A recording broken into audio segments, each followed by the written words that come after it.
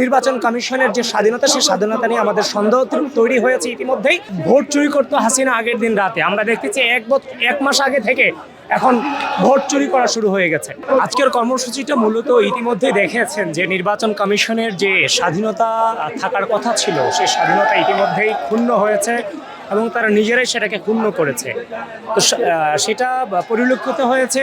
আপনারা দেখেছেন যে পোস্টাল ব্যালটগুলো দেশের বাইরে, বিশেষ করে মধ্যপ্রাচ্যে যে পোস্টাল ব্যালটগুলো পাঠানো হয়েছে, সেই পোস্টাল ব্যালটগুলো মাছের ভাগের মতো বিভিন্নজন বিভিন্নভাবে নিয়ে গিয়েছে, যারা সরকারি কর্মকর্তা কর্মচারীও নয়। এবং আপনারা দেখে থাকবেন যে আর পোস্টাল ব্যালট পাওয়ার কথা, সে যখন সেটা খুঁজছে কিংবা অনলাইনে যাচ্ছে, অনলাইনে শো করছে, সেটা রিসিভ করছে, কিন্তু তার কাছে সে পোস্টাল ব্যালট পৌঁছায়নি। শুধুমাত্র এটা মধ্যপ্রাচ্য না, এটা আমেরিকাতেও হয়েছে, ইউরোপিয়ান যে কান্ট্রিগুলো আছে সেগুলোতে হয়েছে। আমরা জানতাম যে ভোট চুরি করতো হাসিনা আগের দিন রাতে, আমরা দেখতেছি এক মাস আগে থেকে এখন ভোট চুরি করা শুরু হয়ে গেছে। তাছাড়া আপনি দেখে থাকবেন যে ইসি একটা ঘোষণা দিয়েছে, যে ঘোষণাটা টোটালি অবৈধ ছিল, যে অবৈধ এবং খুব যে মানে নজিরবিহীন ঘটনা, যে জাতীয় নির্বাচনের আগে অন্য কোনো নির্বাচন সংগঠিত হতে পারবে না। উনি যে ঘোষণা দিয়েছে, ঘোষণা কার প্ররোচনায় তিনি দিয়েছে আমরা জানি না, সেটার প্রতিবাদ আমরা জানিয়েছি। কিন্তু পরক্ষণেই দেখতে পেলাম একটি নির্দিষ্ট সংগঠন যখন ইসি ভবনে এসে বৈঠক করছে, তখন তিনি তার সিদ্ধান্ত থেকে সরে এসে নির্বাচন করতে পারবে বলে ঘোষণা দিচ্ছে। তাহলে উনি কেন নির্বাচন করতে পারবে না সেই সিদ্ধান্তটা নিয়েছিল?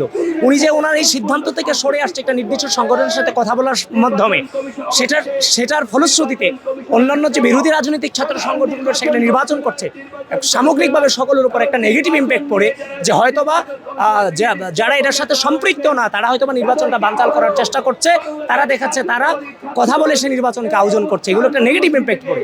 তাহলে ইসি এমন কোনো সিদ্ধান্ত কেন নিবে যেখান থেকে সরে আসতে হয়?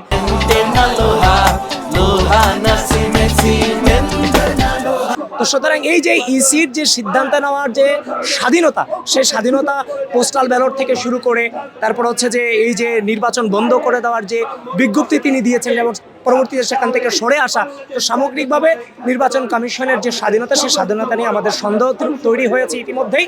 তো সামগ্রিক এই ইস্যুগুলো নিয়ে আমাদের অবস্থান কর্মসূচি, কারণ দীর্ঘ 17 বছর পর এই বাংলাদেশে একটি নিরপেক্ষ নির্বাচন অনুষ্ঠানের আশা আমরা করছি, বহু রক্তের উপরে দাঁড়িয়ে। সুতরাং আজকে নির্বাচন কমিশন যদি আগের নির্বাচন কমিশনের মতোই যদি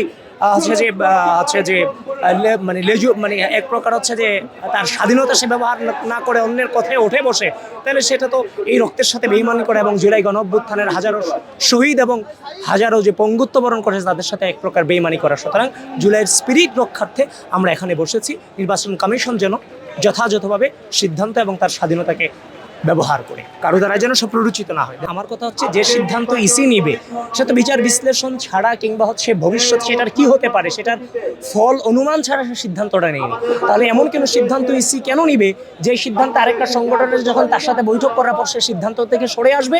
কারণ এই সিদ্ধান্ত নেওয়ার সময় তো অন্য কোনো ছাত্র সংগঠনের সাথে ইসি বসেনি। তা আমরা অনুমান করছি হয়তোবা পরিকল্পিতভাবেই সেটাকে স্থগিত করা হয়েছে, এরপরে বৈঠকের মধ্যে একটা প্রদর্শনী করা হয়েছে, আবার পরিকল্পিতভাবেই সেইটা নিষেধাজ্ঞা তুলে দেওয়া হয়েছে, যার ফলশ্রুতিতে অন্যান্য যে ছাত্র সংগঠনগুলো আছে নির্বাচনে তার উপর একটা নেগেটিভ ইম্প্যাক্ট পড়বে বলে।